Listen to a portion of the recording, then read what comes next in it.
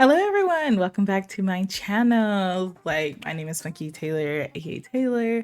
I'm a Black variety content creator, TTRPG performer, and K-pop enthusiast. And we are gonna do something different for my channel. We are gonna build a character together. And what kind of character we're building? We are gonna take my character Ember from Hex Heist and transition her to a new system called Safe Mode Disabled. What would happen if you get trapped in your favorite video game? That is a synopsis of the video game isekai TTRPG Safe Mode Disabled by Boss Jellybean Publishing. This tabletop role-playing game has full of twists, secrets, glitching, corruptions. You will be placed in high-stakes and thrilling one-shots and campaigns with fully customized dual-player playbooks. Excited to dive in? Check out our Kickstarter live at Safe Mode Disabled. So, yes. If you guys know, in Hex Heist, our characters just got sucked into the world of our corrupted web called Omega. And Omega has been slowly uploading our character slowly in the system. There is a notion that you can keep up with to see how much of our character profiles have been uploaded. I'll put a link down below for that also. But in the episode, when we go into the Omega world, we are switching to the system of Safe Mode Disable. So it's exciting. So now we're gonna look at the playbook together and see what character we think fits Ember. So we're gonna build both archetypes. So let's get started. So first up, and we have access to the quick starter guide, which you guys too can have access to. There are asking for beta testers for it. It'll be down below. There's be a link for it. So if you check that out, you can see on sneak peek basically of the whole system. So step one, you have to build your IRL archetype goal. So this is your reality person. So out of these roles, we're going to figure out which one we think fits Ember. So the roles that we have currently is the conspiracy theorist, which is their paranormal, is their strength, and helping to see patterns or clues and others miss. 2, we have the cosplayer, blurring the lines between reality and fiction. Cosplayers embody their characters fully. So next up we have the geek, masters of lore and game mechanics. Geeks can explore glitches and uncover hidden codes. Next up we have the speedrunner. Is efficiency and focus. Speedrunners always finds the fastest route. Next, we have the streamer, who's charismatic and always in the spotlight. Streamers leverage their platform to inspire or manipulate others. And then lastly, we have the veteran. Experienced, unshakable veterans offer tactical wisdom and leadership. So those are our archetypes.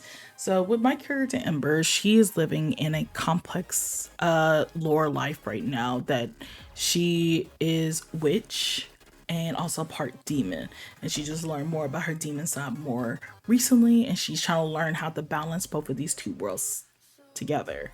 And it's like a very simply up and coming story, like overcoming challenges, finding family, and like going through all the emotions of that. And I think the archetype that I'm leaning towards, there's two of them that I'm leaning towards. It is the cosplayer and the geek. And the reason I picked those two is because the geek is like, she loves lore, she loves uncovering, she loves solving things. But the cosplayer is because she's in that blurred lines of understanding her witchyhood and her demonhood. And I think she wears both of them like a costume and not actually feeling the emotions of them. So I think I'm gonna lean towards as the cosplayer for her build. And with the cosplayer build, in the character sheet, as you guys will see, in the character sheet, it divides it up between cool, alert, tough, smart, and quick in life. So the life is their life points. So with this, they already have a pre-built, so you already put the stats in and use these stats as your basically, if in D&D, these are your modifiers for your game. So now we built up her IRL character build. Like, let's figure out like what moves she will do. So the cosplayer has 4 moves, which is costume, confidence. There's live in the role, craftsmanships, and conquer resistance. I have decided with my character, with Ember, I picked out live the role, because she loves like channeling their unique abilities, and like whatever she inhabits in her, she'll like adapt to it very well. And this role is once per session, you can completely inhabit a character you're cosplaying, challenging their unique abilities. Choose a move from another IRL playbook that fits the character and use it as if it was your own. And this is a one-time use per session. And I think that will be beneficial for her adaptability skills. And the other one I pick is Concrete Resistance.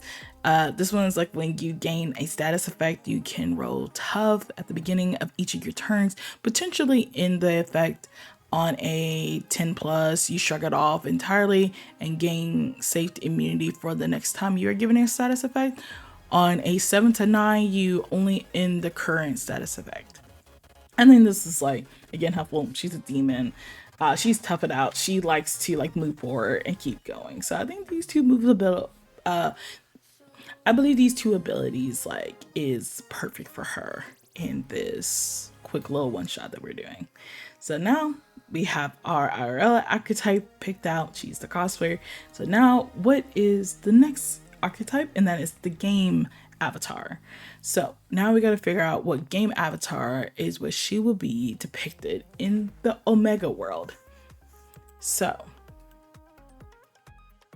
in the Omega world, here's the archetypes that they have. So we have the Berserk, who lose control in battle to become more dangerous. Berserks are relentless.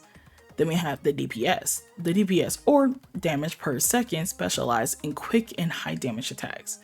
Then we have the Engineer. The Engineer constructs turrets, traps, and gadgets to control the battlefield. Next, we have the Healer. Keep the party alive with healing abilities, and healers are a central staple of any team. The Mage becomes a master of mana. So the Magus uses powerful magic to control the battlefield. And then we have the Tank. The Tank absorbs all damages and protect the allies through armor and shields and posing structure. So with this, normally I have Ember as a tank build in the team, like in Hex Heist. She is the Witch of the Flame, which is heavily like a tank-like role. But Ember is the crash out queen. She has an arm that comes out and breaks stuff when she feels high emotions or say anything. She just breaks everything around her, and that's like one of her flaws of her character. So I think her flaw will easily bleed into the internet, which I would lean towards giving her the Berserk role. So let's look at the Berserk role built. So with the Berserk role built, there's different stats for these. It's mana, armor, power, craft, and speed, and HP. -3 in mana, +2 in armor, +3 in power, 0 craft, -2 in speed. So we have that built. So let's pick our moves. So the two moves I am picking out of Bloodlust, Unstoppable, Rage, Frenzy, and Overkill. So the two moves I selected for Ember is Overkill. Overkill, when you are on a roll, just keep going. If you destroy an enemy and there is another enemy nearby, you may roll another attack immediately. And then the next one I picked is Rage Frenzy. I think that's very fitting when you have a crash out arm. When you're severely injured and you become stronger, when you have less than half of your HP left, you double your bonus on all your power rolls. Which is very similar to one of the roles that she has currently, to push herself to like get more like stronger abilities to push through all the pain and stuff, and that it just fits her character very well. So, and then another thing you would do is you will pick one cross-dimensional move from both of your archetypes. It's something that will move to either or world. So the one I'm picked for IRL archetype is Concrete Resistant, and the one I pick for game avatar, I pick Overkill. So these moves you can use anytime in any version of the world. So yeah, but yeah, I'm very excited to explore Safe Mode Disabled in the Hex Heist world. This collaboration is going to be very neat. Make sure you check it out. I will put the date here when the episode will go live. It'll be in the link in my bio too.